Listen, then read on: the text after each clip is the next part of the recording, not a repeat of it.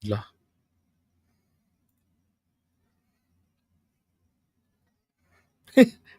Sorry.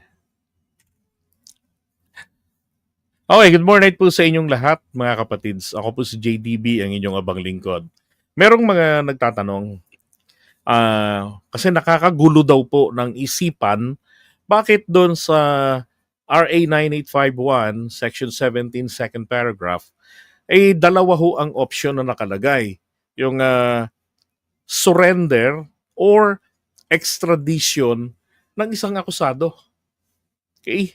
Now, ganito, ayan o yung batas mismo. Sabi rito, Section 17, jurisdiction, and then second paragraph, ito na nga, sabi rito, instead, the authorities may surrender, okay, may surrender, hanggang doon na lang, or i-extradite suspect or accused persons in the Philippines to the appropriate international court, if any, or to another state pursuant to the applicable extradition laws and treaties. So, ito hong si extradition, no, may proseso na mahaba. Sabi ko nga, mga nasa 4 months yan. Kasi sa local court, sa extradition court, ay maximum of 30 days, sabi ng Korte Suprema, sa kanilang bagong ruling na inilabas tungkol sa extradition. Yang sa aking pag-unawa, yung nilabas nilang ruling na yan sa extradition, ito ay indirect response nila doon sa kaya nabanggit ni Sir Carlos sa chat namin na sa kanyang point of view, para kay Kibuloy sa kampo nito. Kasi may pending extradition treaty, may pending extradition request ang US, and we have extradition treaty with the US. Now, the question about the duality of the offense, the duality of criminal offense, krimen ang kaso ni Kibuloy sa Pilipinas, krimen din sa Amerika. So pasok talaga sa banga. At yun, ilang buwan na rin po yun. So nagbigay na ng ruling kung paano, ibig sabihin, mapipilitan na po ang ating DOJ na asikasuhin yan, na yan ay dalhin sa korte para sa determination kung valid ba. Tapos, pag sinabi ng korte na okay, i-extradite si Kibuloy, meron siyang appeal sa Court of Appeals, pwede siyang mag-apila doon, maximum ng 90 days. So 4 months talaga yung aabutin nito. Now, kung inyong napansin dito, surrender, diba? Suspected or accused person to the appropriate international court. Hanggang dyan na lang yan. Ito na nga yung or. Okay? So si surrender, ito po yung sa kanya. Now, para mas maliwanag yan, magulo ko Ito. Sabi rito, the Philippines shall, as far as possible, cooperate with international courts and tribunals in the prosecution of and punishment of international crimes. In this regard, the Philippine authorities shall, as appropriate, surrender or extradite persons accused of such crimes. Okay. Now, tingnan nyo to. Sabi rito, ang surrender daw po, it applies when cooperating with the international criminal tribunal such as ICC or any ad hoc international tribunal. So, ibig sabihin, si surrender ay para sa hindi estado. Kasi isa sa mga requirements na binanggit doon ng Korte Suprema ay requesting state, estado. At tanging estado lang ang pwedeng pumasok sa isang treaty. Hindi po katulad nito dahil ang treaty niraratify Ang International Criminal Tribunal like ICC, hindi ho. Di ba? Isa siyang international organization, kumbaga, na mayroong ganitong klaseng nature na katulad ng sa isang korte. So, ang magagawa lamang po natin dito is through cooperation sa kanila, whether we are member or not. Katulad dito, we're no longer member of the ICC. Di ba? Pero, nakikipag-cooperate tayo sa kanila. Kasi ang epekto naman nito, hindi rin maganda sa ating bansa kung papanigan natin etong mga akusado. Lalo na wala naman po sa mga biktima nila ang nagsampa ng kaso laban sa kanila. Di ba? And then extradition, ito po ay option para dun po sa mga bansa, sa mga estado, sovereign state. Okay? Now, kung inyo hong mapansin, ito pong batas na ito, alam ko ano bang taon ba ito? 1991, tama ba? Teka. So ang author nito, dalawang tao pala. Ang primary author nito sa House ay si Edsel Lagman, yung namatay na. And then sa Senate ay si Miriam Santiago. Okay, alam ko saan na yun? Parang 1991 yata ito, no? Na napirmahan. Not 1991, tama. Ngayon, may kinalaman pong malaki kasi ito, no, sa history may kinalaman ito dun sa ginawang aksyon ni ERAP. Naalala ninyo etong si ERAP,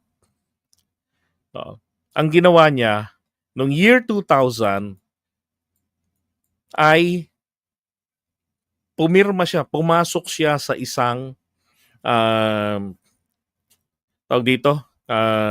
parang treaty. Not really a treaty international agreement, yun ang term. With the Rome Statute. Okay? That was year 2000. 2001, natanggal siya sa pwesto, January. Now, syempre, ito yung dalawang sa ICC yon. Ngayon, itong dalawang ito, nagpanukala sila ng RA 98 ng dalawang panukalang ng parehong panukalang batas na kalaunan ay napirmahan ni Gloria Arroyo. Hindi 1991, 2009 pala, sorry 2009. Okay? Kasi 2009 December ito 2009, tapos nag-take effect itong RA 9851 2010. So papalayas na January 2010. Papalayas na si Gloria Arroyo. Tama, no? Now, eto ngayon, nung naging batas na yan, hindi pa po tayo nakakapag-ratify ng Rome Statute. Okay? To year 2000, tapos 2010, nag-take effect yung RA 9815. RA 9851 nag-take effect. Ang mga pinarurusahan ng batas na ito, yun pong mga yung mga mga kaso na katulad na mga nililitis din ng ICC. Okay? Ganon. So, sinasabi ng iba na itong RA 9851, no, ito ang naging basehan ng membership natin sa ICC. Hindi ho, baliktad. Ang naging basehan actually, kumbaga, ito po ay naging preparasyon ng ating bansa kasi Ayaw talaga ng ibang mga presidente yan eh.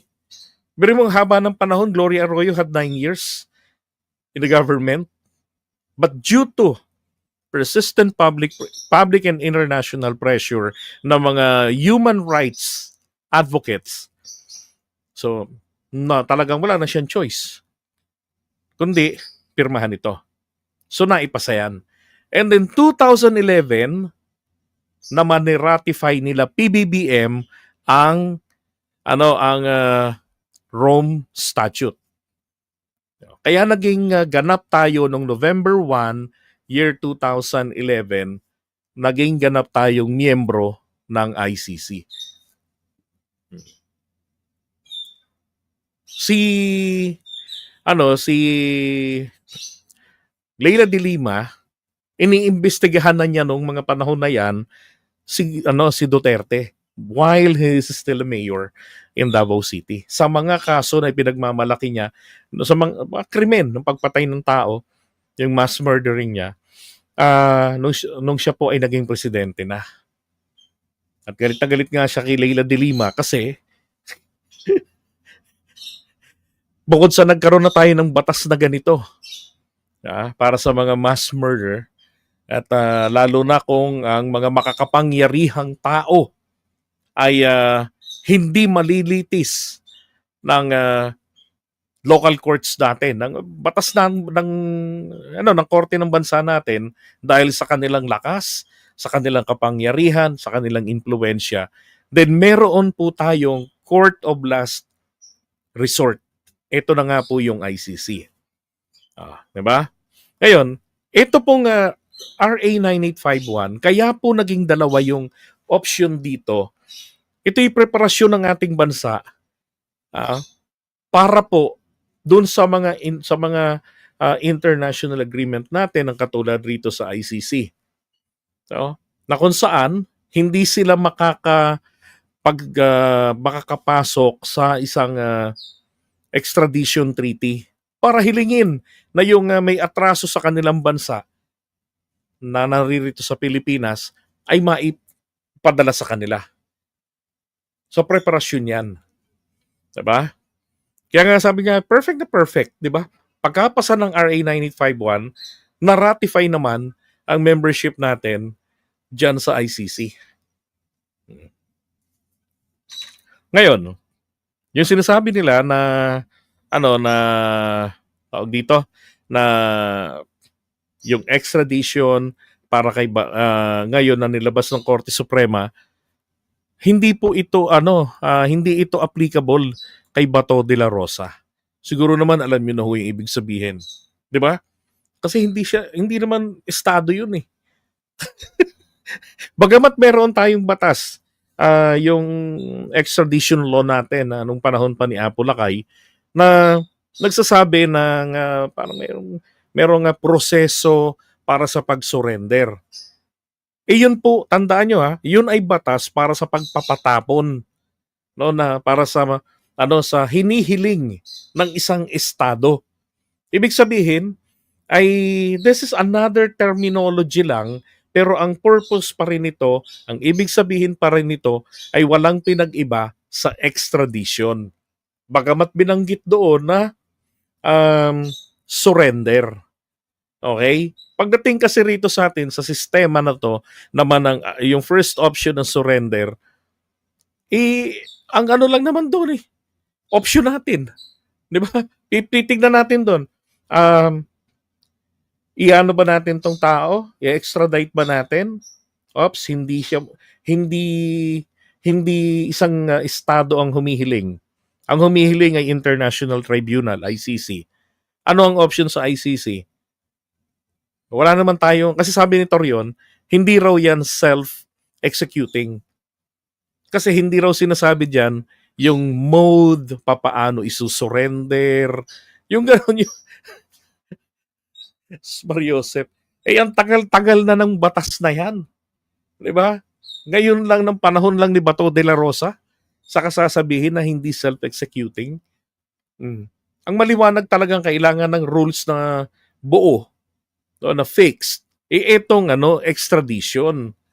No. Kasi meron tayo talagang batas at sinasabi doon talaga mismo ng RA 9851 na nakasang-ayon sa mga umiiral na batas ng ekstradisyon. Hmm. Diba? Bagamat meron tayo, ang problema, walang time frame kung hanggang kailan mo dapat yan desisyonan.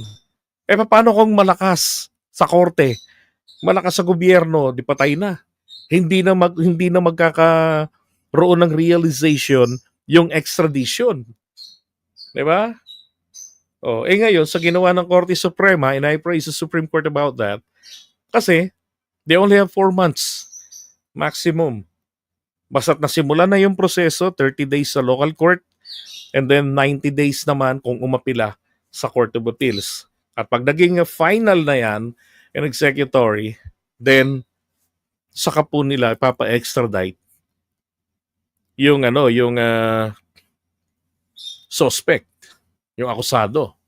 'Di ba? And again, para dun sa mga may atraso no, sa ICC, katulad ni Bato de la Rosa, the best option or the only option na available sa kanya ay isuko. Okay? Para hindi nagkakagulo. Ngayon pa lang nalilito na yung iba na hindi, meron tayong extradition ruling na inilabas ng Korte Suprema. Hindi simple na nga lang. Nung ipinasa yung batas na to, dalawa yung option. Para sa estado, extradition tayo. Paano JDB kung ang humingi wala tayong extradition, wala tayong existing extradition treaty sa kanila? Ano ang gagawin natin? Isusurrender ba natin? Ulitin ko yung tanong mga kapatid. Paano kung ang humiling na i-extradite sa kanilang bansa kasi merong pinatay na lahi nila etong si Juan de la Cruz. No, na matapos yun ay pumunta ng Pilipinas at to seek refuge. 'Di ba? Kasi wala naman siyang technically, wala siyang kasalanan dito kasi hindi naman siya rito lumabag sa batas doon sa isang bansa. Apparently yung bansa na yon, wala silang existing extradition treaty sa atin. Paano gagawin ngayon doon? Isusurrender ba natin? O didedmahin? O sasabihin natin sa kanila, mag-extradition treaty muna tayo? Diba? Paano yon? Well, alam niyo ho, in the first place, hindi po nila gagawing hilingin na i-extradite sa kanila. Okay? Kasi alam nila na walang mangyayari eh. Hindi sila pa pwedeng pagbigyan. Kasi wala tayong extradition treaty sa kanila. Ano na lang ang pwede nilang gawin?